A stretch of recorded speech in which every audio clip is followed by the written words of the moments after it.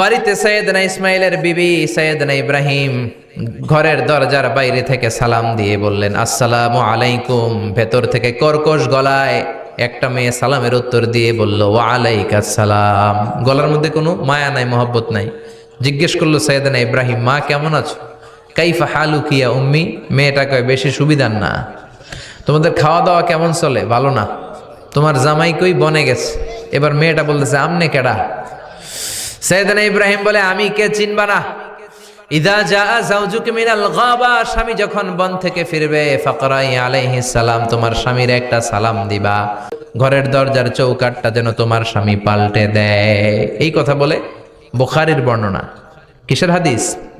বুখারীর হাদিস। ইব্রাহিম চলে গেলেন। ইসমাইল আসার পরে বিবি বলতে আরম্ভ করছে। বিবি বলে, আপনারে সালাম বলছে। ওয়া আলাইকুমুস সালাম। আর কি বলেছে? আর বলছে ঘরের দরজার চৌকাঠ যেন আপনি পাল্টে ফেলেন। এই কথা বলার পরে সৈয়দনা ইসমাইল চিৎকার দিয়ে বলে, ও কি করলি তুই?